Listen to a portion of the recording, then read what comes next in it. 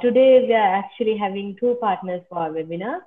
The first one is CIMA Sri Lanka, and we just have a small commercial to play before we start the proceedings today. Our story is one of reimagining. Reimagining who you can be, what you can achieve, and how CIMA can support you. As technology and digital platforms disrupt businesses, we are reimagining what the profession can be. We've updated our syllabus to meet the expectation of employers, ensuring CIMA-qualified professionals have the skills to make an impact from day one. Reimagine your career. Contact CIMA Sri Lanka. And that was CIMA, our main partner for today's webinar, She Empowers. Aside from that, I would also like to give a shout out to our supporting partner, Imperial College Sri Lanka. So without further ado, let's kick things off. Thank you everyone for joining. I know it's a Friday evening and you all are very busy. So thank you so much for taking the time to join with She Empowers today. So our moderator today is Tabitha Abraham. She is a law graduate, a freelance compliant writer. And without further ado, I'll just hand over the controls to her and we can start things off. Tabitha, it's all yours.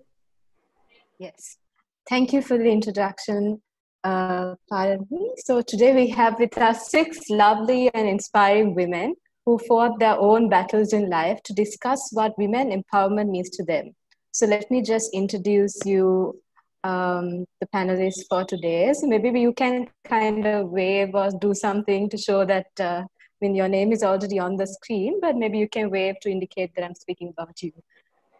So first off, we have Zahara Ansary, the country manager of CIMA Sri Lanka.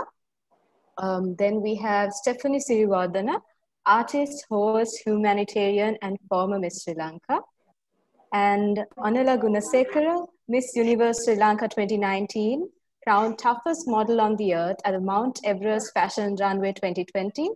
Darshi Keerthisena, CEO and creative director of Buddhi Batiks. She's yet to join. She'll join in a few minutes. And Jurie, Mrs. World 2020. Dinushka Chandrasena, co-founder and editor of Travel Talk Asia. So just to kick things off, I've already told them a little bit about you and what you do, but I'm just going to go around and ask everyone one question. So if someone asks you to describe yourself in one word, what would it be and why? So can we start with Zahara? Thanks, Tabitha. So I guess it would be a bundle of energy. I'd have to say three words. Okay. So, bundle of energy, basically. I never stop. Okay, because you keep, is there any reason for? It's the amount of things that I do as part of work and Yes. as part of life in general, because I just don't stop. Okay. And Jurie? I would say simple and elegant. Okay. Any reason for that? Because I see myself that I'm very simple, I'm down-to-earth person. Okay. Stephanie? I would say I'm curious. I want to try everything this world has to offer. I want to explore. So definitely curious. Okay, and Ornella? I'd say persevering, only because everything I've done so far in the life I'm living today was something and is something I was told I could not have. Darshi is not here yet. Dinushka? I would say positive. And the reason for that is predominantly because in the field of work and everything I do, there's so much of negativity that can come into play. So if you're not positive, it's really hard to keep forging ahead and moving forward. Yes, that's true. And we have Darshi online with us now. Hi, Darshi. So Darshi is the CEO and creative director of Buddhi Batiks. So Darshi, if someone was to ask you to describe yourself in one word, how would you describe yourself and why?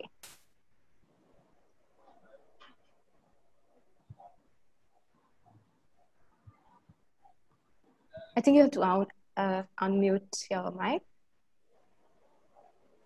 Hi. Yes, so if someone was to ask you how you would describe yourself in one word, what would you say and why? I'm sorry, I lost you just then. Yes. Can you say it again? So if someone asked you to describe yourself in one word, what would you say? What would it be and why? It's 2 words, animal lover, and okay. I'm a vegan, and I believe in having everybody's right to live. Mm-hmm. So yeah. Okay, so we have a variety of people with different personalities on board. So I'm sure we'll have a very interesting conversation when we talk about, because at the end of the day, we are all women, and I think women around the world, the problems that we face are pretty common. So just to kick things off, something that's heavily discussed when we speak about women empowerment is education. So education is something, for example, according to the UN, women take up more than 2/3 of the world's 796 million people who are not literate. So Zahara, as you are the country manager of CIMA Sri Lanka, I think you can answer this question. How important do you think is education in empowering women? I think it's extremely important because an educated lady will not only confront the traditional roles that are usually put on to us, but they would also know how to respond to changes in the world, how to change their lives as well. Pardon me for a second until I sort out my little one. Thank you. That's fine. I think that's something that all of us will have to go through. Yes. So, an educated mother will always ensure that her children are educated, and that means generations will be saved, right? Generations of lives will be saved. An educated lady can make better choices. They can be more productive in the economy, for the economy. One of the things that I'm amazed to actually read about is when I was researching on this, most of the university grads who get into university, 60% of them are females. Yes. And 68% of them, the ones who graduate, are also females. But what are the number of women in the workforce? Less than 40%. Yes. So where do all the women go? Exactly. I'm sure most of us here, almost all of us are working women, right? So we know what causes it. It's either marriage, it's kids, or simply society thinking, okay, that role doesn't suit her. Yes, so education matters no matter where you are in your life. I mean, whether you're single, married, divorced, whichever way. If you're educated, you can always create a life for yourself. So it's extremely important. And also, Zahara, do you think that there are particular industries that, for example, engineering or IT, that are considered as dominantly male-dominant industry? In fact, since I got the numbers, so in engineering, it's only 21.5% females, and computer science, it's 41.8% females. That was the norm all this time, but I honestly feel with all the events happening, like you have this IT female-related events that SLASCOM does, yes, stuff that happens at Trace City and so on. Now it's changing. Women are getting into IT field. Engineering, not so much, I guess, but I'm sure people here would be aware that 2 years ago, the IESL president was a lady, Mr. Ranjani. So it's not that it's impossible, but they'll get there. And we need to help them get there as well. Yes. But it's changing. Definitely in the digital side of things are changing. And I think another industry where it's considered to be not so suitable for women is the travel industry. And Dinushka, I'm sure you have a lot of experience in this area as you've been working in this industry for a long period of time. So what are your thoughts on how whether women are respected in this industry. What are your thoughts? What's your experience with this? The travel industry as a whole is predominantly male, and it came to me as a surprise 17, 18 years ago when I first started, and because I would think that that would be an industry that would have a diverse amount of at least a cross section of male and female that would be equal, but it wasn't. And that also could be for some of the reasons that were just mentioned, and that is that in the travel industry, it's hard to balance home and work life because it's very demanding. But we have some extremely very, very strong women in the travel industry who have stuck it out for many, many years and who have done really well, who are an exceptional example, I think, to everyone. And at the same time, I think that it kind of pushes you to do something that's a little challenging. And it's hard, it's not easy, but it's possible. And I think women are definitely needed in the travel and tourism industry. And we are very fortunate now to have a lady head Sri Lanka tourism as well. I believe it's the first time that we've had a chairperson, and that's a huge inspiration. Okay, so do you think that in the last 10 years, how has this changed? Have more women got involved in the more recent years, or is it still the same, or how has it improved? No, a lot of women have, and they still continue to join the industry. It's just that as time goes on and they get moving up to the higher ranks, that is the same time that you tend to get married and tend to have children. And that's when the challenges start coming in, because the tourism and travel industry involves long hours, a lot of traveling, being away from home. So there's so many factors that come into play, but you have to balance it out. And it's not easy because you have, of course, the social stigma of being maybe termed as a bad mom if you are not present at various school functions or whatever, which tends to make a lot of us feel, I went through it myself, you feel guilty. And it's hard not to feel guilty, but you shouldn't, because I believe that as a woman, you also set an example for your children. So the tourism industry is tough for women, mainly for that reason. It's hard to really strike a balance, but more and more women are definitely joining the industry, and we hope more will in the future as well. Yes, and speaking of stigmas and being a mother, Caroline, you were crowned Mrs. World 2020, and you also have a kid. So how is that? What do you think? How does society see? I'm sure a lot of people have a lot of things to say about a mother going into a pageant. How have you been dealing with that, and how has it been so far?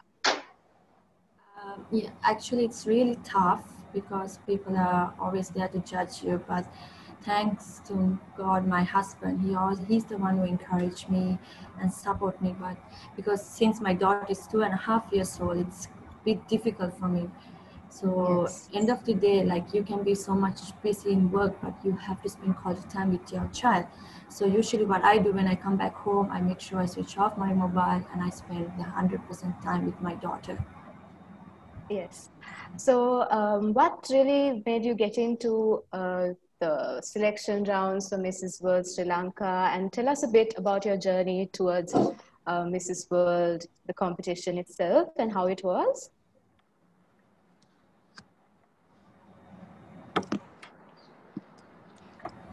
Sorry? Yes, so tell us a bit about how you got into the Mrs. World competition, and how the progress from competing in Sri Lanka to a global stage, how it has been for you? It was an eventful journey right from the start, competing for Mrs. Sri Lanka title. There were many challenges I had to face, and nothing fell into place along the way. I did not have a team with me when I went to USA. For the first time, I have to leave my child and my husband. At one point, I wasn't even sure if I would be able to make it to Las Vegas for the Mrs. World final because of the visa issue. So all of those challenges along the way to the crown is what makes my journey interesting. at the world pageant competing with all the lovely ladies around the world, I had to have a lot of faith and belief to take on every day and moving from one moment to another. Finally, when I got the Mrs. World title, I just could not believe it. It was not because I didn't believe in myself, but because of all the challenges I had to face by myself. So it was so tough. So I believe Mrs. World taught me to be a strong person. And after all this hardship which I had to go through, it made me a stronger and better person. This whole experience made me to believe nothing is possible if you believe in yourself and if you work hard on it. Yes. And Ornella, I'm sure that you have similar experiences to Caroline and even Stephanie. So what are the challenges faced as Miss Universe Sri Lanka and former Miss Sri Lanka? What are the challenges that you faced competing from Sri Lanka? I know that I'm aware that we don't, it's again something, there are a lot of stigmas surrounding it and there's not a lot of support. So how has the journey been for you? Ornella? For me, honestly, when I first competed in pageants, I was 18 years old. And when I met these incredible women from different countries, cultures, and just how they expressed themselves with so much strength and power, I was in awe. Just imagine an 18-year-old, I'm like, I'm so excited to meet all of you. And that just made me fall in love with pageants, because not only were these women beautiful in and out, but they also stood for something. So there was some substance to it. Each person had their own platform in which they were passionate about. It could have been the environment or children or education, something that they believed in, something that resonated with their core values. And that made me want to emulate some of these characteristics of these women. And I ended up going to 5 international pageants, something I never dreamed possible. But that's the beauty of pageantry. A lot of people do have negative connotations, especially when it comes to swimwear. But can you tell me of any other platform that empowers women in such a powerful, profound, multinational way? I mean, more than pageants do in so many ways. And it's not just about beauty. It's evolved so much that your intellect is highly rated, and it's something they count so heavily, especially in today's day and age, which shows that we have progressed and come a long way as a society. Yes, but also this may be a little controversial, but there's also the notion that beauty pageants sort of in a way objectify women. This is something that sector of people think. So what are your thoughts on that? Do you think that it promotes objectification of women, or? See, anything in life, it depends on the person who perceives it. Now, someone can look at a pageant and look at it with admiration. Yes. Whereas someone who has a perverse mind will receive whatever it is, even if it's the most innocent thing, they will receive it perversely. So you can't blame the pageant, you blame the perceiver, right? Because women, we work hard. It's not easy to, maintain a fitness, a healthy lifestyle, which everyone should be encouraged to do. Along with your personal life. Exactly. Then you have your personal life to maintain, your education to maintain, your platform to maintain, your social duties and activities. It's a holistic approach. But a lot of people, they just see the visual, judge it off that. I've been there where it's just, oh, she's just wearing a bikini and dancing on stage. And I'm just like, you miss the beauty of it. You actually miss the genuine beauty of what a pageant represents when you degrade it to that level. Unfortunately, we can't change everyone, but hopefully someday, and I'm optimistic that through education and progression as a human species, we will evolve to a point where looking at even a human body with or without clothes will not be judged in any way negatively. It will just be seen as the human experience. Yes, thank you.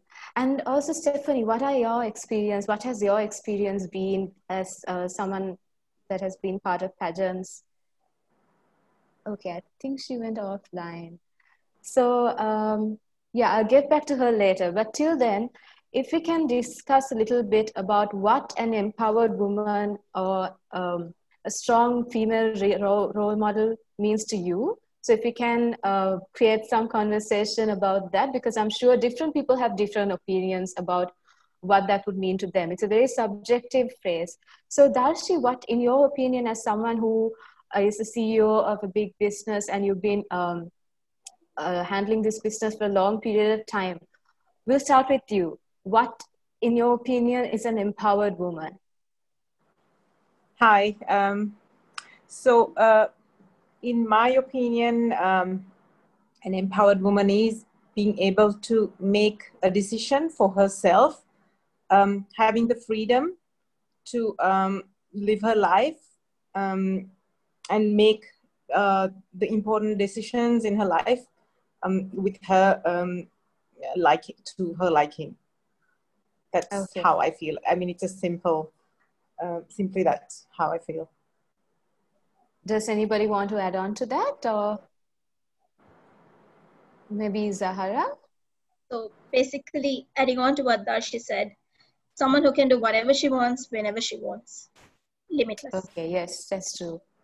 I'm so sorry, I got disconnected. Oh, that's completely fine.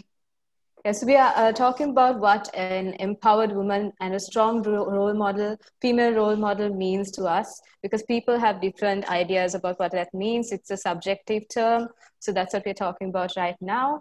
And so Stephanie, do you have, what is an empowered woman to you, in your opinion? How do you see a strong female role model? Well, for me, I guess it's a woman who is unapologetically herself, who is fearless, you know, in making sure that she accomplishes her dreams, whatever they may be. Because there's so many things, societal norms, barriers, you know, that always, you know, that we have our own little hurdles. Try to put you in a cage. Yeah, no matter what industry you're in, no matter what you're doing, that you have your own set of hurdles. So I think for me, an empowered woman is who, in spite of all of this, you know, is persevering, is strong, is determined, and at the same time, unapologetically herself, because it takes a lot of courage to stand up for yourself, to be different, and to go after your dreams. I think that takes a lot of courage.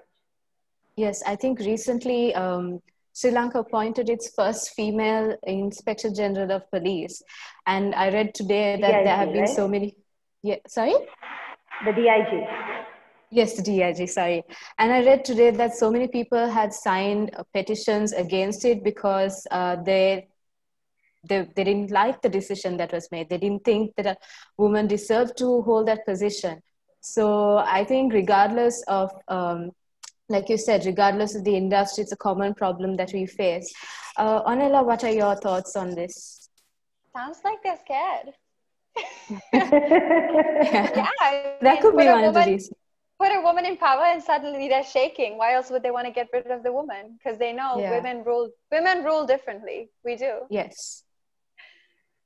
I think the qualities that a woman has, especially the way that a woman would govern or lead a company would be different for a man from what a man would do, the things that a man would do. So I think that's one of the reasons, like, that men kind of feel... I mean, if I can just say something, not necessarily. Yes. I mean, I find that, I mean, if people tend to think that women bring a lot of matriarchy,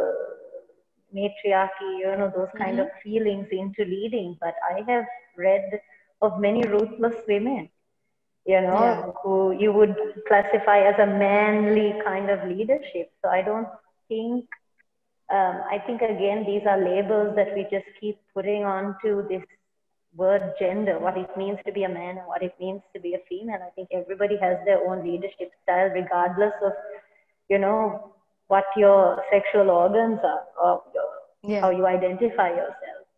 So sorry, no, that's fine. And that could... And just to Dinushka. I think that where women are concerned, they are very strong, like Stephanie just said. There is no differentiation when it comes to how they do things. But at the same time, I think the genetic makeup makes them also a little more empathetic. So that is something that would, actually it strikes a balance, because while they're very strong and can be very tough, because I think childbirth is something that I think is one of the toughest things to endure. And so that makes, I think that would make women very strong. But at the same time, there is an empathetic streak that would come into any area in which they are given to govern. So that sometimes can be perceived as a threat. Yes, maybe certain men could find that very intimidating, because maybe they haven't. I think it also matters the way, the background that they've been raised in, the way they've been brought up to think. I think that plays a huge role in how society perceives women.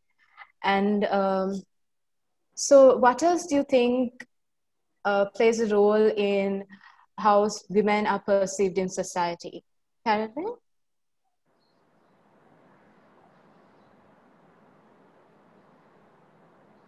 Or anyone else?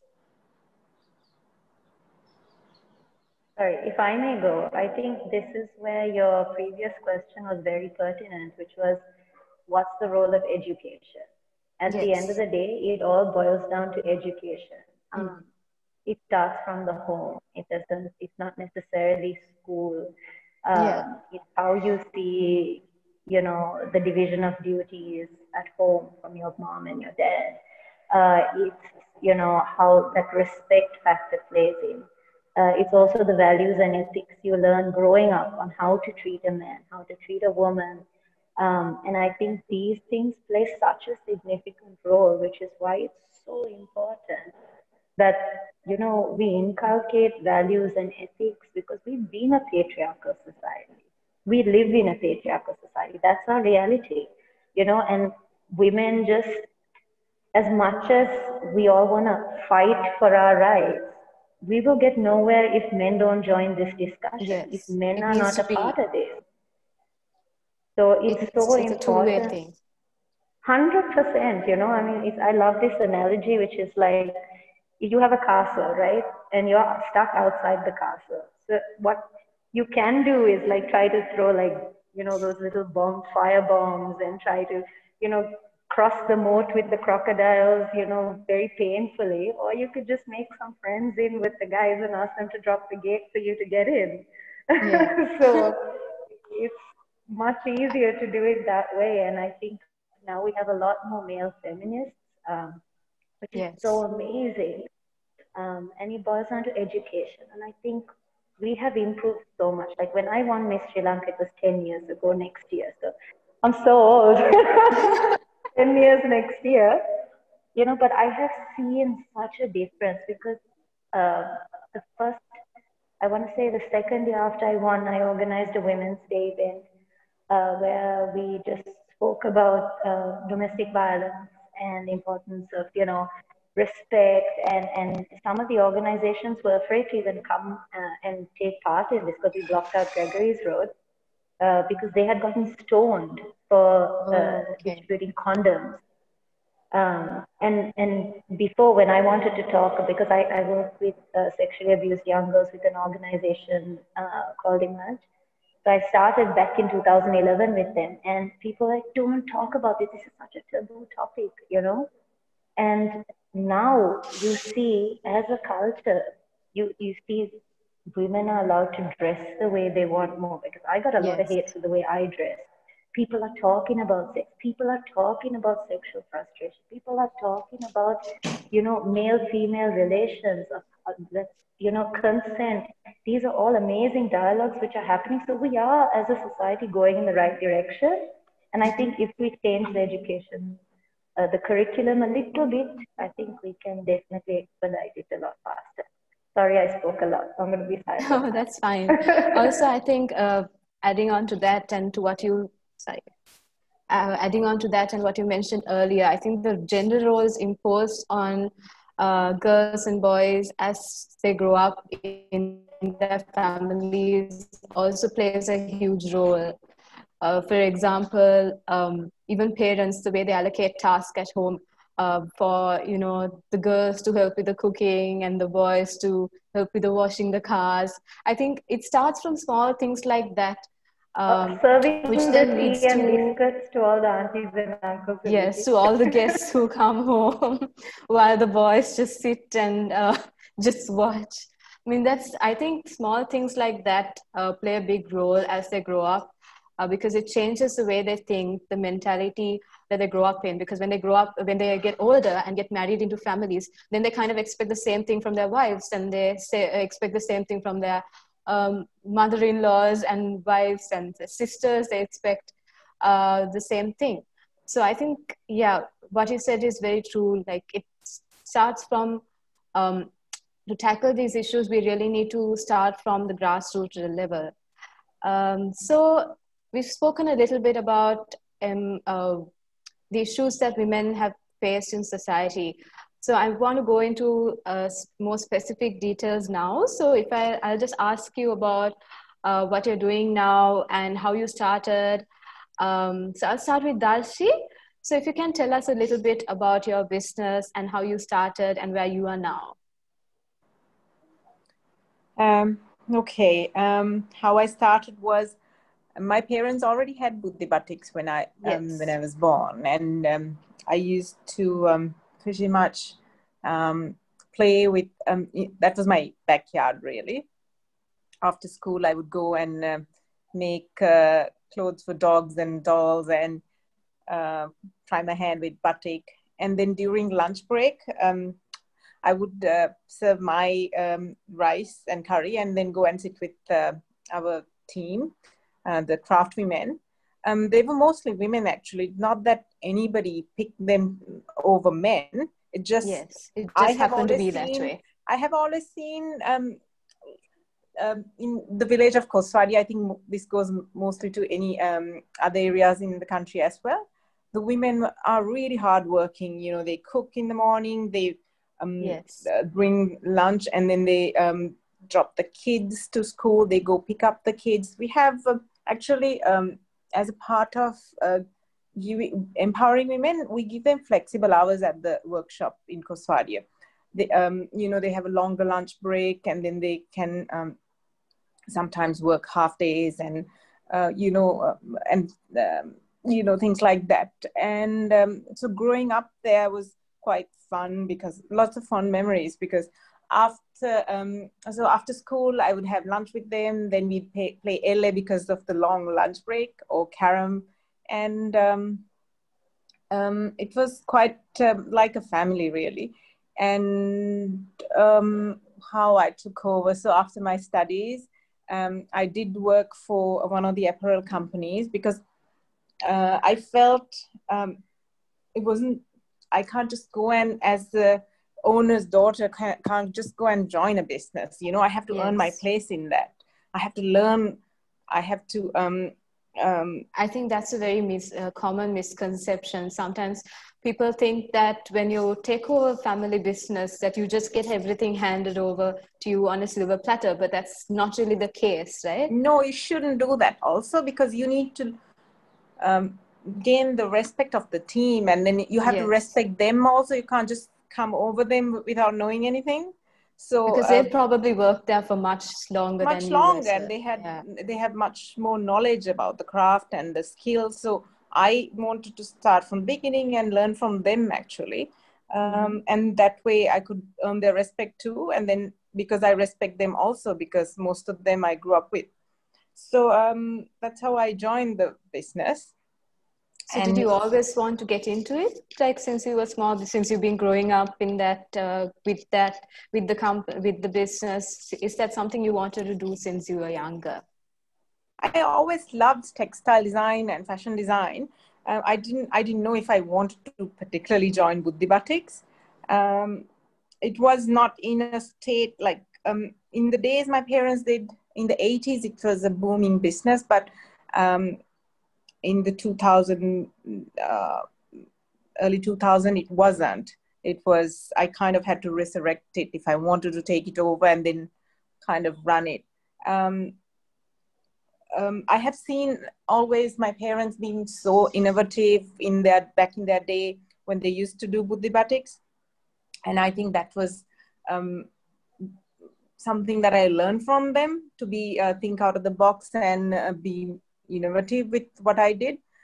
But yeah, when I took over, I had to kind of, because they had moved on to other businesses, moved to Colombo, and yeah. So, do you think it would have been different for you taking over a family business if you were not a woman? How did that have an effect on you? I don't think it would have made a difference, because my parents always, I think, empowered me. It didn't matter if I was a girl or my brother. It was, we got treated equally. In fact, I was the one on top of roofs and trees growing up. Okay. Whereas my brother was Pota, I was the naughty kid who was always on top of a roof. So it didn't, I mean, they never, my parents' example was they never separated us gender-wise like that. Yeah, they always empowered us, I think. How has Buddhi Batiks helped in, you said that most of the employees are women. So how do you think it has helped in empowering women? And you also said that they are provided longer lunch hours and flexible work hours. How do you think that has had an impact on them? I've seen one of the ladies are still there from the inception.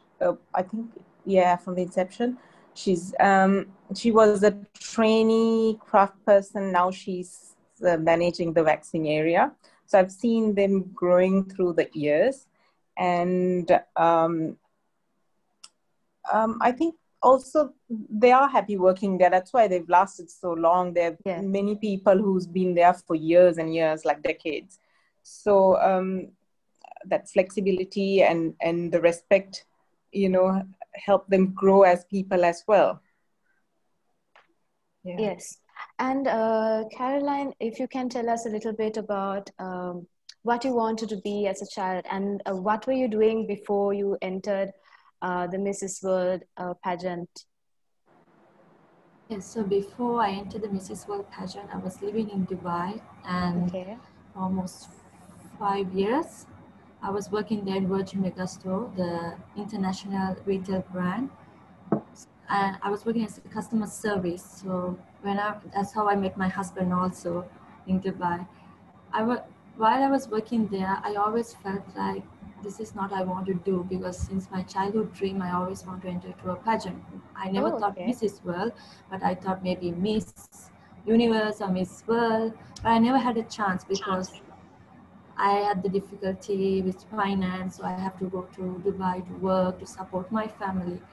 And then when I got married, and when I saw the article regarding the Mrs. Sri Lanka pageant, I just gave my idea to my husband. I just told my husband, I just want to try. But it's going to be a risk, because if I'm going to choose Mrs. Sri Lanka, then I have to leave my job in Dubai. So at that time, we were going with finance issues and everything. And my daughter was she was only 1 year. At that time, she was 1 year. So it was a tough decision I took. I never thought that I would be Mrs. World, but I just want to try and see, because this was my childhood dream. And that's how only I came to Sri Lanka for the audition. Then my husband and my baby was in Dubai. So I have to audition, like it was one day I have to come to Sri Lanka, and after the audition, next day I have to go back to Dubai and work. So that's how my journey began. So when taking risks like that, I think it's very important to have a good support system. And what was the kind of support system that you had? Was it encouraging? Was there any discouragement? Definitely, I got a support from my husband. So that's the main key. He's like my backbone. He told me that go and do it. Maybe you will fail or you will success. I'm there for you. So he always encouraged me. And even my mother-in-law, she told me that you go, I will take care of your daughter. And my closest friends, when I came to Sri Lanka, they took care of me, because at that time I didn't know anything. Like I was new in this industry. So they took me for the auditions. It was a bit challenging for me, but then again, thanks to my husband, even now I always tell to everyone, because of him, he encouraged me a lot. And that's why I took this decision.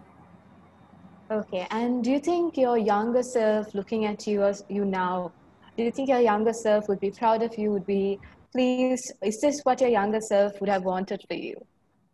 I feel definitely, because you have to choose, you have to go for your dreams. No point you just stay and you work if you don't like it. You will be end up in doing nothing. So taking your decision and working what you want to do, you will be a success person. So I feel the younger generation also will look up and think that what you have to follow your heart and you have to do Yes, what I think that's very important. Yeah.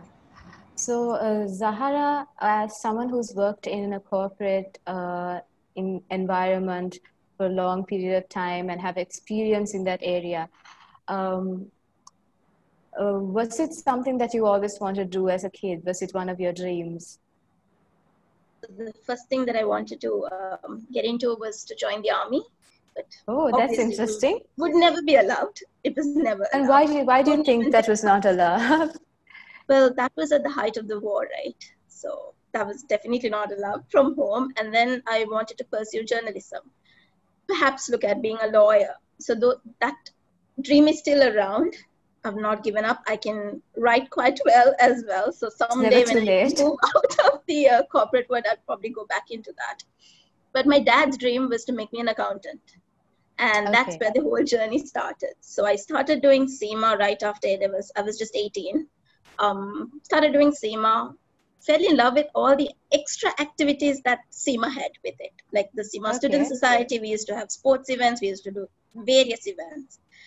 And then it just fell into place. I mean, the current job that I hold right now is my dream job, if I am to say so, because the amount of events that we do, the amount of networking I get to do, I mean, the amount of people I speak to, from school students to corporates to, I mean, we've even had Stephanie do an event for us last year for Women's Day, this year for Women's Day. So it's the amount of people that we meet, right? So I love my job at present. And the fact that CIMA changed my life and I'm able to change other people's lives with it, that means a lot to me.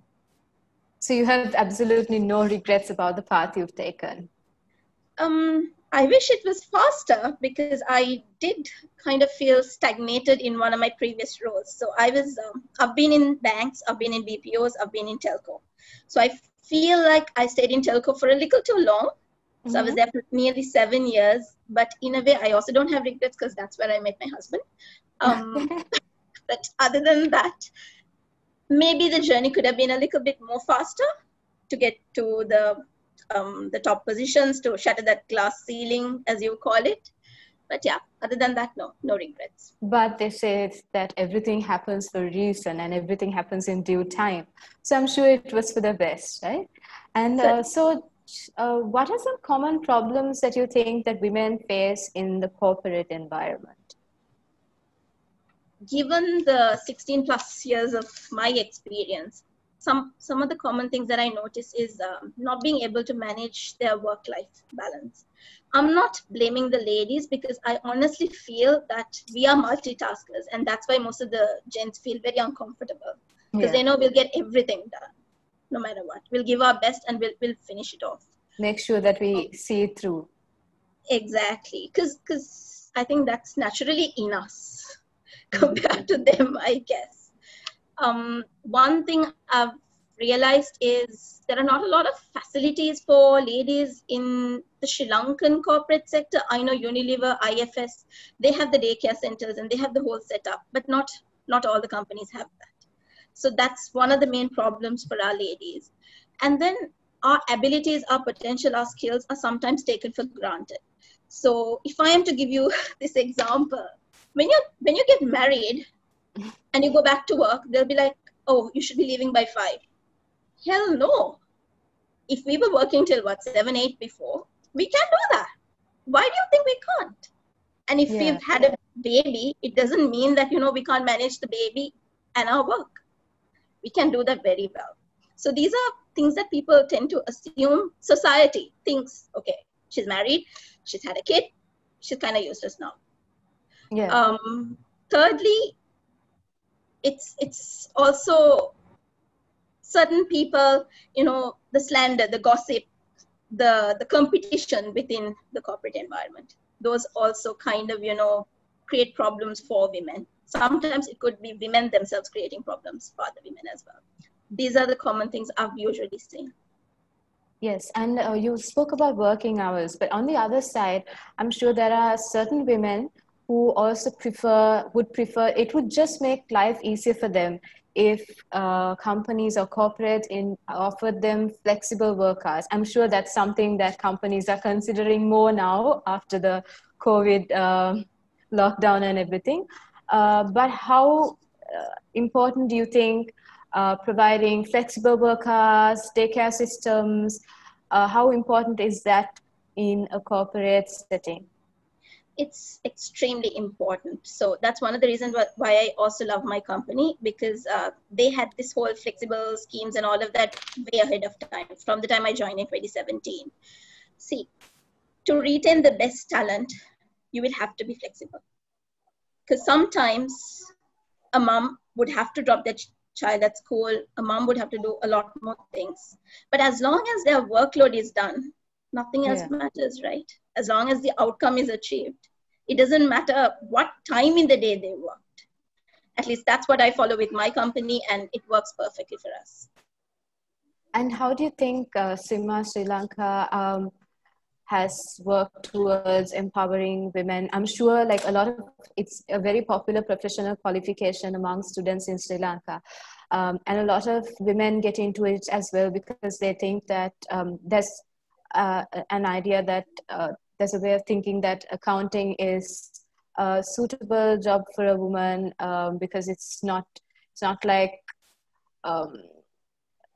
a lawyer where you go into courts and you argue a case and go against.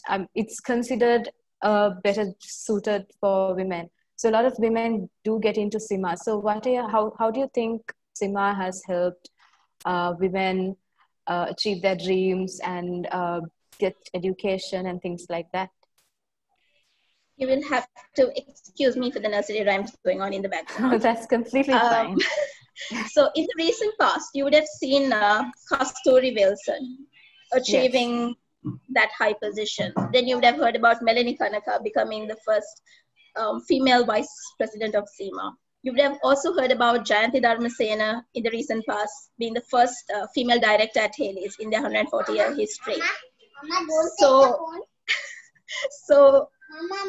all of these women and so many more women. Don't worry about it. This setting allows background noise like that. All of these women have achieved so much and more because of their CIMA. And I need to correct you only in one place. CIMA does not mean you're an accountant alone. Yes. We, in fact, have more non-accountants than accountants. Yes. I know a lot of law students who actually study CIMA as well. Yes, so we have lawyers,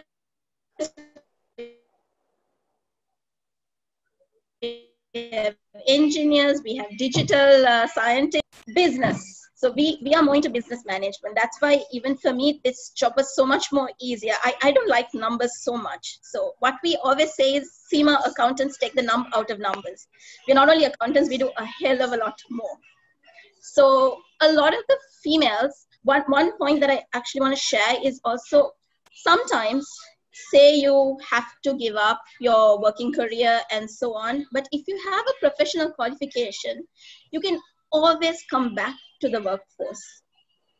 In Sri Lanka right now, gig economy is picking up, right? The gig workers are picking up. That is the future.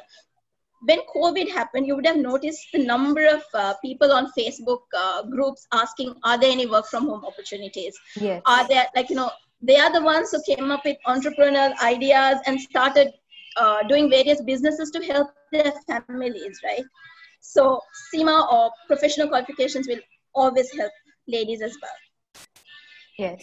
And Dinushka, if you can tell us a little bit about your business and how you started Travel Talk and what inspired you to start the magazine?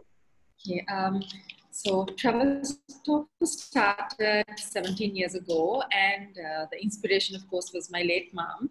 she was always in the travel and tourism industry and very much into journalism. And at that time, I had just moved back to Sri Lanka, and Tehani was just a year old. And there was that almost at crossroads, whether you decide to embark on joining one of the corporate companies and working, or do you start off as an entrepreneur and start your own business. Being an entrepreneur at the time and starting the magazine with my mom seemed like the absolute feasible option, because of course I wanted to spend a little extra time with Tehani and take care of her. So where I could sort of work and take care of her at the same time without as many restrictions as maybe you would have if you joined a corporate company. Nevertheless, like Zahara just said, the corporate companies now are opening up to being very much more flexible with women in the workforce, and that's really great. But 17 years ago, that wasn't that strong.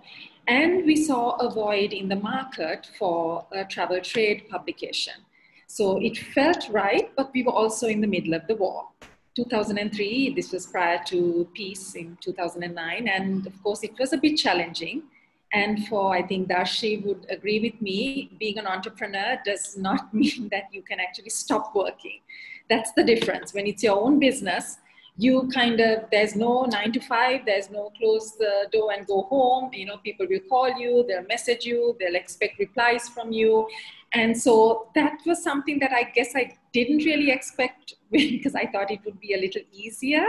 But when it's your own business, you generally tend to have to be available and work at any time, which was something that it's rewarding for sure, because you definitely get to, see the interest in your business and you see that aspect as well. But it also can be a little tough, where there's no cutoff time.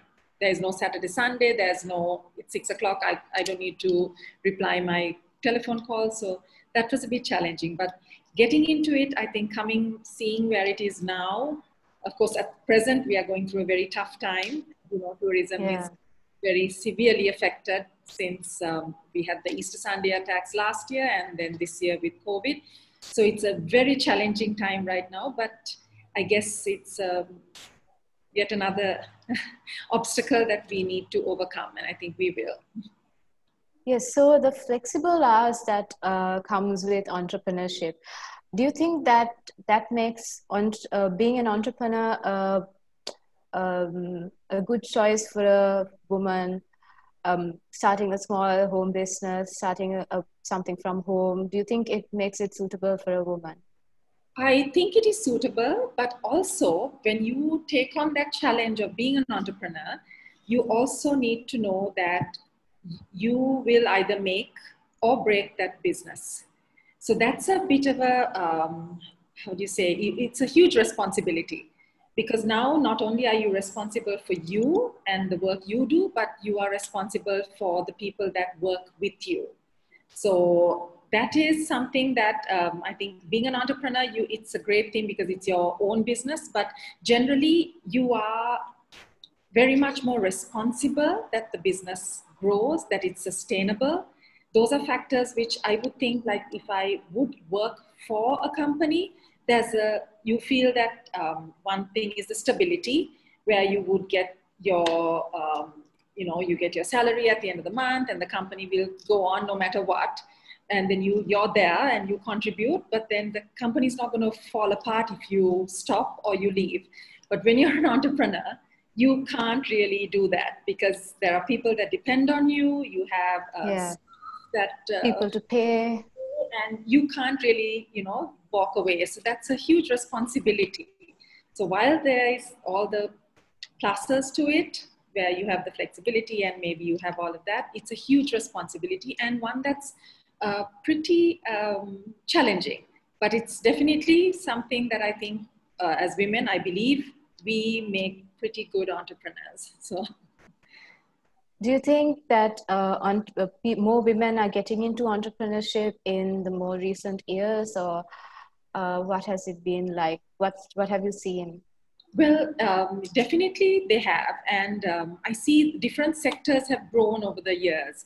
Like, for example, the event industry. You find a lot of people who maybe in their corporate jobs, they were handling a lot of public relations and events, and then they can venture out on their own. And we've seen so many successful women who run their own events and businesses, who have started their own businesses. Then I think post-lockdown, we've seen a great number of women who have really come out and use their skills, maybe their education, which they had not used in the last maybe 5-10 years due to starting their families and having babies, who've all sort of, they're making use of their resources and their talent and their skill to start their own businesses. So whether it's a home-based business or if you're even on a larger scale of business, I think definitely there are a lot more women who are venturing into entrepreneurship at present.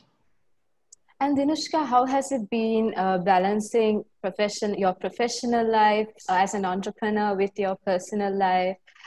How has it been so far? And what are the main challenges that you've faced? Well, again, like Zahara said, time management. I think that's a big part of it. And no matter what, you have to dedicate or cut out some time for your family. And that's very important because unlike people who can sort of say we don't need to do that, or we're not only talking about parents here, but I think women in general, they don't need to be mothers, but their sisters, their wives, their daughters, and that role in society is something that, especially in South Asia, I think as women, we feel that we have to do a lot for our families. So again, it doesn't just revolve around moms, but as sisters, as wives, as daughters, we feel largely responsible for being connected to our family. So that balancing that with a professional life can be a little challenging at times, but again, if you are blessed to have a really good supportive family and a support system, and children who also understand that what you're doing is not marginalizing your time with them, but more like working towards, in future, probably empowering them. So and helping them in the long run. Yes. So it's just how you portray it to your children, and your family would understand that what you are doing is not choosing work over home. Instead, it is balancing it out, and you definitely prioritize your home when it is absolutely needed. If it comes to a choice, obviously, most women would choose home over work if it's a choice and they're pushed into a corner. But generally, I think the families are very supportive of women today. We see a lot of husbands and who really come out and support taking care of kids, taking care of parents. It's been wonderful. And like Stephanie said, we have a lot of male-female activists. So that's something that's really, really, really encouraging, and something that our girl children in the future could look forward to. Yes. So we'll go on to Stephanie now. So Stephanie, you were former Miss Sri Lanka, you said around 10 years ago, but you've done so much. You've used your platform to be an advocate for different causes that you believe in.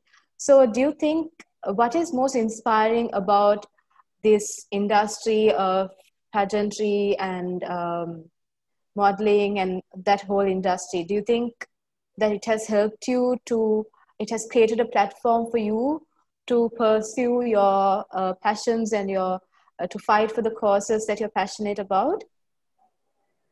For sure, because you see, I was always an activist even when I was in Canada.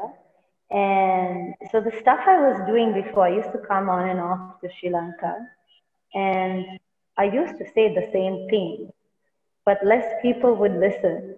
And the minute the crown came on my head, everybody wanted to know what I had to say. For me, it was really mind-boggling. I was like, but I was saying the same thing yesterday. Now you just want to listen to me because there's a crown. So that's when you realize, that's life. That's the world we live in, and it's a great platform. So it's up to you to kind of do what you will with it. It will take you as far as you want to go, whether it's for your social causes, whether it's for your career, whether it's for, whatever however you want to use it. But most definitely, it really, it trampolined me leaps and bounds ahead. I mean, right now we're doing a project for Lady Ridgeway Hospital, and I managed to connect with this amazing foundation in Australia, the Menashe Foundation, and now we have raised pretty much all the money needed to buy this medical equipment to test the lung capacity of the children at the Lady Ridgeway Hospital. So I'm hoping the minute they come out of quarantine and we're able to go in there, we can go give the machinery to them. So it's super exciting. I mean, there's a lot you can do with your title to feel good about how you want, the mark you want to leave behind in your life, I guess. So if you can tell us a little bit about how you got into the Miss Sri Lanka pageant and what inspired you, why you got into it? Well, actually, I wasn't a pageant girl at all. I was an activist. I've never opened a magazine. I didn't know how to put on makeup. I didn't know how to do any of that. My mom actually signed me up. And I remember my first reaction was like, please don't tell my friends. I'm so embarrassed. So I actually, who considered myself a very open-minded person, only later realized how narrow-minded I was. I judged all the pageant girls, with this brush of, oh, they're just, all about, blowing kisses and waving their hands. Like I was one of those people. And then my mom was like, listen, you just graduated. What do you have to lose? At least you learn how to be a woman. I said, okay, let me learn how to be feminine. So I did the pageant, never expected to win, won. I definitely think that was God's plan, so that it could enable me to do the work I'm doing now. So for me, I think it really taught me a lot, like especially when I went to meet the girls. I understood, oh my God, I stereotyped these women. Me, who was fighting against those things. And it really humbled me a lot. And kind of put me in my place to be like, listen, you might think you're open-minded, but you're really not. And, I met Miss India she is a human rights lawyer in New York. Miss Malaysia, she started a foundation where she works with all refugees from Somalia, and she teaches them, she gives them an education, and it's just amazing. The women, how powerful, the impact they're making globally. And just last December, I'm still in contact with the girls. So we actually went to Hollywood, and there's this singer called Diane Warren. I don't know if you know, she's a songwriter, sorry. She's the one who's written most of the top hits. Unbreak My Heart by Toni Braxton, Aerosmith's I Don't Want to Miss a Thing, all those top hits. Like, she's one of the legendary songwriters of our time.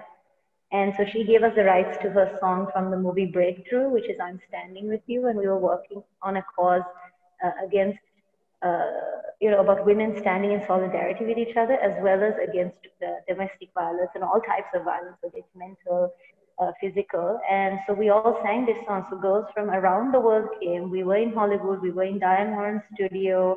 We recorded the song. We were supposed to go to the Oscars as well because it was nominated for an Oscar. But then it didn't pan out because there were a few complications, and it was coming into Corona those days as well. So it's really, it taught me so much. I think women and men, I don't want to leave the men out. You can change the world, and I think having this title and being in a pageant just gives you that, one, confidence, two, network, three, it also gives you a bit of credibility. This crown gives you a credibility which you can use to implement things. Like Ornella, look at the amazing work she's doing. Like, I love Ornella, what you're doing with teaching the kids. She's so inspiring. Look at the amazing work that she's doing. And this is, she was always doing that, but now with her crown, she's able to multiply that, and really, she's able to scale it much faster. So I think that crown does a lot. yes, it's superficial, but it's in a positive way too. So yeah. And I think it also goes on to say that regardless of what position you hold, you have a kind of influence over a set of people around you, and you need to make use of that for the and betterment whether of you like society. it or not, you're a role model. Whether you like it or not, Yeah. whether you accept it or not.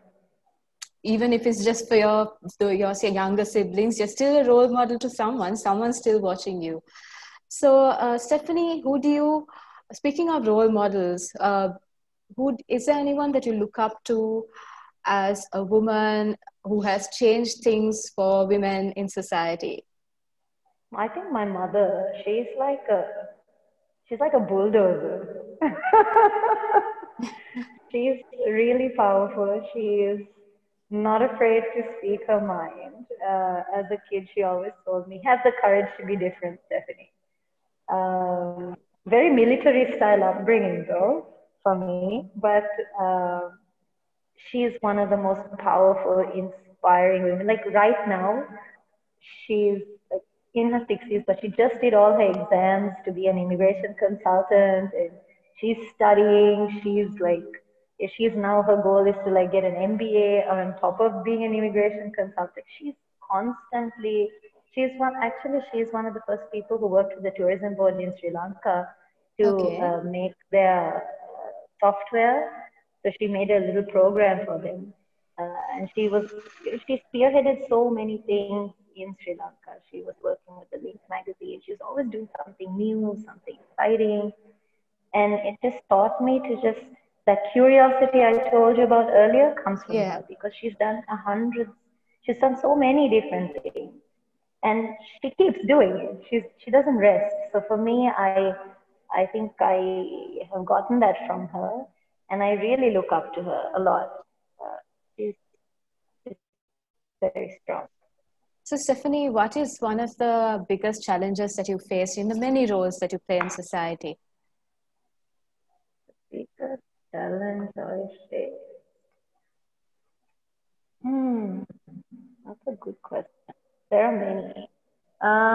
But I would say, for me, the biggest challenges I have faced have been mostly mental. Mm-hmm.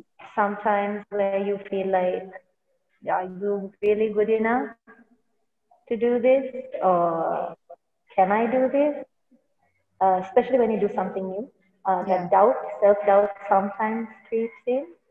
Drowns But you. it's also, it tries to, but I think it's how you handle it. Yeah, it's how you kind of, so that's where, my motto in life is fake it till you make it. And just kind of throw yourself in the sea and work your hardest. And that's, when you put yourself in uncomfortable situations, that's when you grow. If not, you just stagnate in life, because you never know your true potential unless you test it. And you test it when you're in uncomfortable situations where you are doubting yourself, where you're like, okay, can I actually do this? Have I undertaken more than I can actually, do? And then when you actually manage to, quieten down that little voice that we all have, and just be like, you know what? I got this, and I'm going to do the best I can. And when you push forward and you actually achieve it, you learn so much more about yourself, and you feel so much more empowered. So it's like a double-edged sword. Like it's my biggest, it was my biggest obstacle, but it was also my biggest strength. Because once you overcome it, it just makes you stronger. Also, I think that goes on to say that's how important self-confidence is, because if you don't believe in yourself, no one else is really going to believe in you. 100%. Yeah. 100%. And that's what I always tell people, like, each one of us are amazing in our own way, and we just have to believe that, because I was a really insecure child. I was fat, I was unpopular, I was bullied, I was all of that. And so I've been on the other side of the coin, and I know how terrible that feels. I know how it damages you. I know the extent of how shit you can feel because of that. And now being on the other side, I think it's so important for people to realize, there's only one you in this world. you have this one chance at life. Don't let fear, don't let doubt, don't let anybody tell you you're not good enough. Because if you work hard, if you believe in yourself, if you are determined, there's nothing you can't do. There's absolutely nothing. It's like Caroline earlier said, nothing is impossible if you just put yourself to it. Don't ever let anybody, it's like Eleanor Roosevelt said, nobody can make you feel inferior without your consent. And I think that's so important. Yeah, thank you, Stephanie. So Ornella, you have a story of perseverance. So if you can tell us a little bit about, you said that you got into your first pageant when you were 18. So tell us a bit about how far you've come, and you won Miss Universe Sri Lanka in 2019, and you also won, and you were crowned toughest model of the earth this year. So tell us a bit about that as well. I'm going to get to your question, but I firstly want to quickly appreciate Stephanie, mostly because when I first entered the industry and I was coming out, I was a very timid, naive model. I was terrified of everything. We had an opportunity in India, and I remember Stephanie being like a sister. She came to my room, I think it was 12, my mom was there, and she just started advising me about life, building confidence in myself, believing in myself. And she was so protective of me, and I just appreciate her and know that she was empowering women way before, her platform or anything. So thanks, Stephanie, for being that. I love you. And I love you too. And also revisiting what I said about lightheartedly saying, oh, the petition is because people are afraid. But see, when something is done as a society for so long, there is apprehension when something changes. And that is a natural human response, right?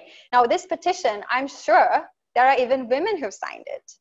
And that is because they're afraid. They're not sure. No, it's always been done this way. Now it's changing. What's going to happen? So I empathize with that. And I hope that we grow to adapt, because we can only evolve as a species as we adapt and grow. And as women on an empowerment panel, I think we all unanimously are so proud of this new female DIG, and we're right behind her. Yeah. Oh, and the pageant, my spine, well, I suffered for like 7-8 years, my entire teenage life. I only had a 10th grade education, and I was at home a lot because I couldn't sit in class. And then this year, when the Mount Everest Fashion Runway competition came around, I didn't even want to go, mostly because my mom said no. Because she's like, we can't afford another surgery, and you can't afford to have another surgery.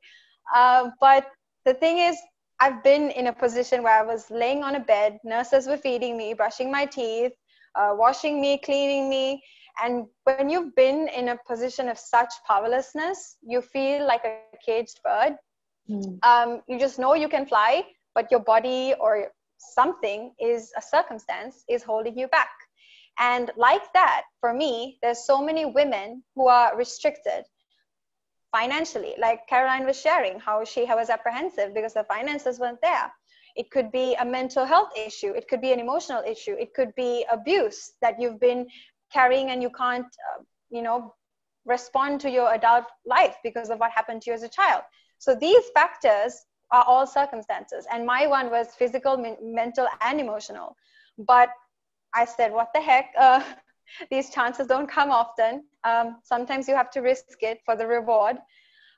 It was too much of a risk, because if I slipped on an icy Mount Everest, I'd probably be paralyzed. But I was partially paralyzed. So all those fears, I think they didn't make sense to me anymore. And this year when I achieved, it was actually for climate change. All the garments we modeled were completely biodegradable, including the shoes. And it was -15. We managed to break the world record, setting a megaphone voice of saying climate, the fashion industry has to change the way it behaves in being responsible towards the environment. And my back thing, I guess, was like the cherry on top, because my mission was just to take each day as it came and just try my best. And that's all we can all do anyway. And I'm sure that the pain that you had to endure, you said physically, mentally, and emotionally, would have just helped you to increase the level of endurance and the strength that you have now. And I'm sure that many women, many men also are inspired by your story. But speaking about things like, I'm not sure how to pronounce it, but the spine issue and spondylolisthesis. You got it. Correct? Well done, yeah.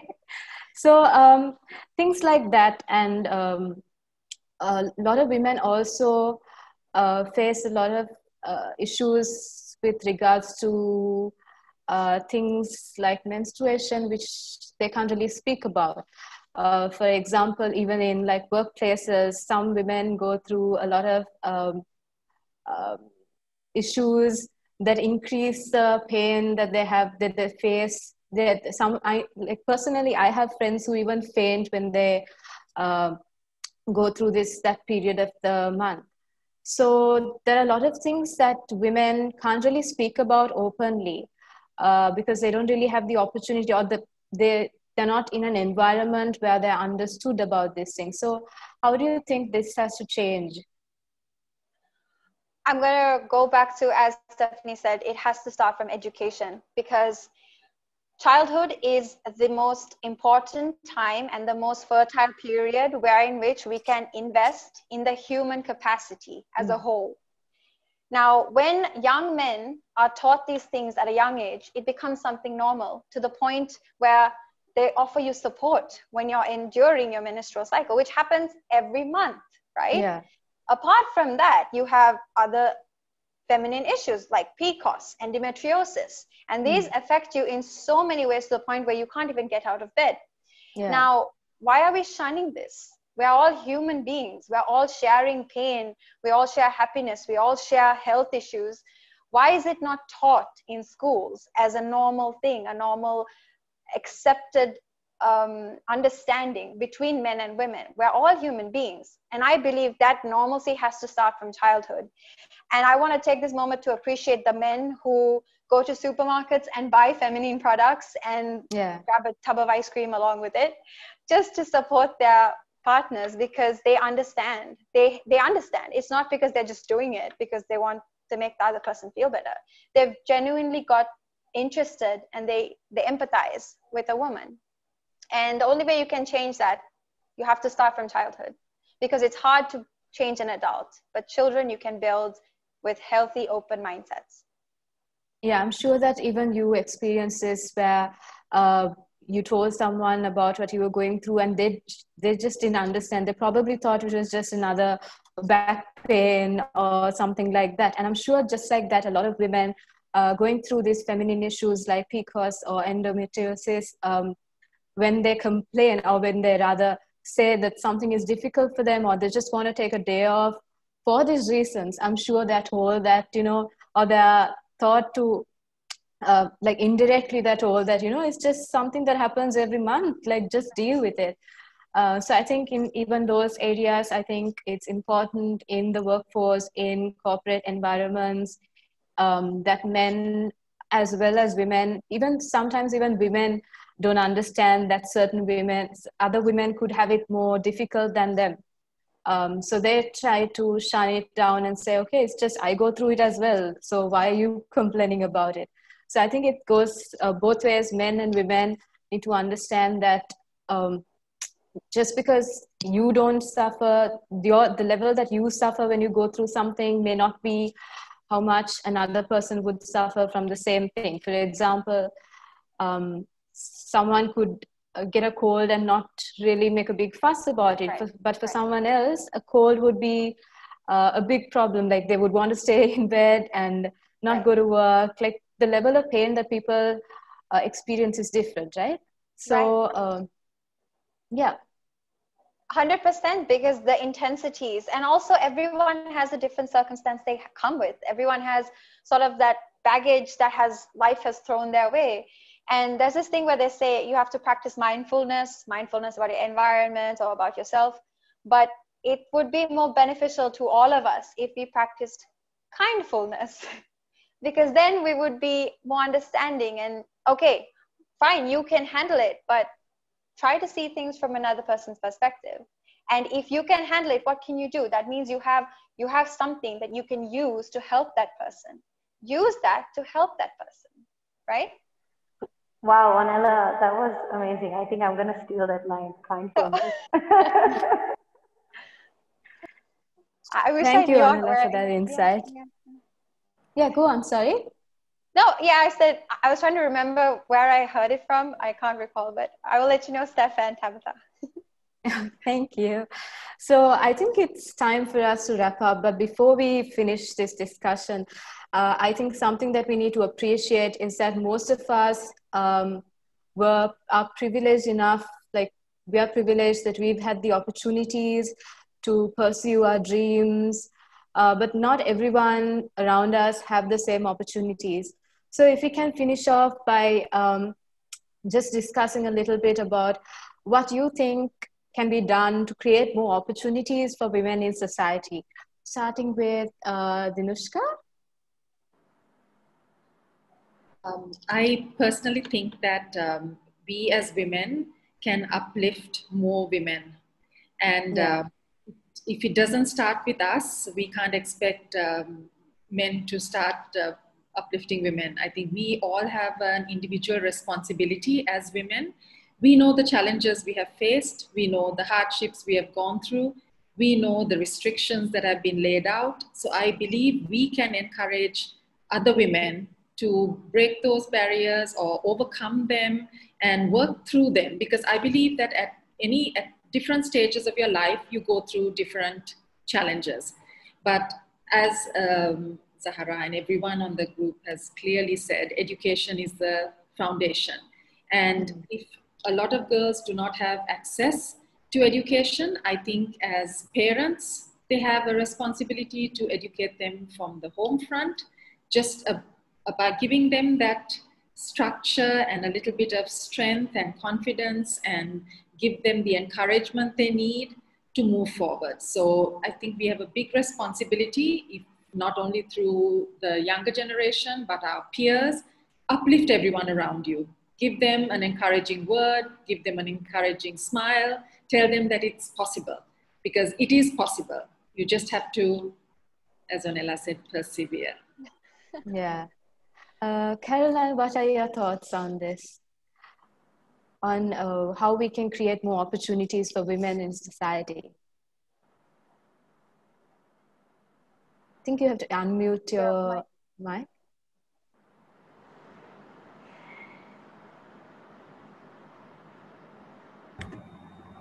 The only way to influence change of professor to install children, we need to teach our daughters that it is possible for them to achieve whatever they set their eyes on.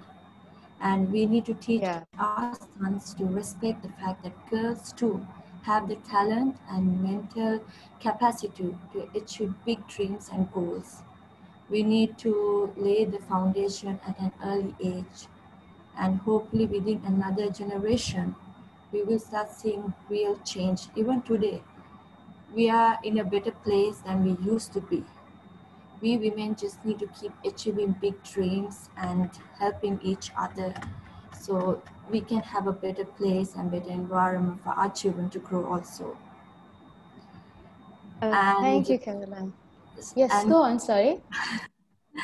And keeping, like I would say, like leading by example and becoming example to all the young girls who will grow up to become the next generation Sri Lankan women. Darshi, what are your thoughts on this? Yeah, like Dinushka and Caroline said, I mean, it starts at home, really. As a mom, as moms, or even if you're not a mom, you help other women, you empower other women. You did ask me at Buddhi Batiks what we do to empower women. I forgot to mention that to you. There are around 23 entrepreneurs in my village of Koswadia, and half of them started working at Buddhi Batiks. Now they have their own little workshops. So that is something, we should lead by example, and then we should help empower other women, as well support each other. And at home, we teach our kids how to respect others and how to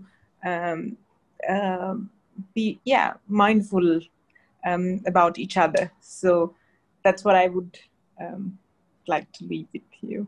Thank you, Darshi. So Stephanie, for any young girl or young boy watching this, what advice would you give them? Or what advice would you give them? In general? In general. Or let me phrase it this way. What advice would you give your 20-year-old self? Don't worry, you got this, then. Life, just figure it out as you go. Yeah, don't try to plan things too much. Just have faith and jump, because sometimes the best things, opportunities knock all the time. And our fears and our doubts stop us from jumping on these opportunities. As sometimes we think too much, or things have to be perfect before we kind of move on to trying something new. Just take a leap of faith and know that you're going to put in the work, but have faith in yourself and just go for it. I think that's very important. Yes. Yeah, I think that I had to leave it. Zahara, what advice would you give to someone who wants to do something, but they don't really have the opportunity to choose the path that they really want to do? What kind of advice would you give to someone in that position or circumstance? Everything that you would want to achieve in life is not going to come easy to you. So sometimes you'll have to be patient. Sometimes you'll have to find workarounds. So maybe, for example, if it's like your dream job, you might not get it straight away, but you can invest little by little, time into it, effort into it. Probably, study, get qualified, and then you'll reach there someday. You just have to have patience, and you have to have that faith that you can do it.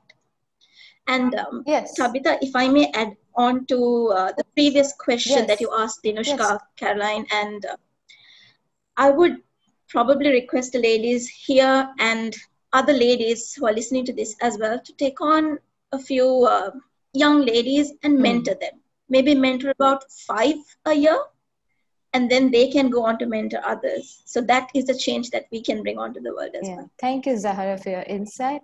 And Ornella, what advice would you give your younger self looking back? That 18-year-old self that had just joined the world of pageantry and modeling. Something I've learned, and I still keep learning, don't rely on systems that exist in the world. And that really helped me grow as a person a lot, especially when it comes to the education and kind of education you get in school. Because I stopped at the 10th grade, I feel I learned so much more learning on my own. Like Stephanie said, being curious, finding out things for myself. And I think that better armed me to handle everything that I faced in life, starting from the age of 13 when my spine problem started. Because sometimes the systems that are in place are so old, outdated, and they don't really serve purpose for bettering the future of our society. So you need to analyze, recognize, and then identify how you can best maneuver your path in the world. And everyone's is going to be different.